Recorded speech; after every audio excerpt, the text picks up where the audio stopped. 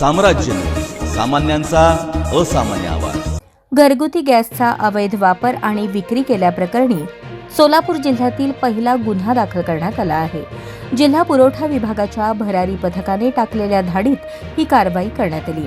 मिळालेल्या माहितीनुसार पंढरपूर शहरातील सांगोला नाका परिसरात घरगुती वापरासाठी असलेला एलपीजी गॅस अवैध पद्धतीने रिक्षामध्ये भरून विक्री केला जात असल्याची माहिती जिल्हा पुरवठा विभागाला मिळाली होती।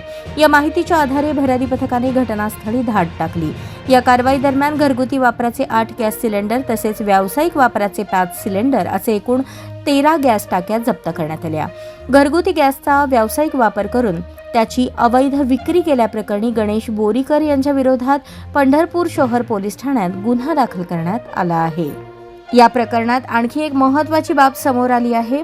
गणेश बोरीकर यांना घरगुती गॅसचा पुरवठा करणारी गॅस एजन्सी कोणती याचा शोध जिल्हा पुरवठा विभागाचे भरारी पथक घेत आहे।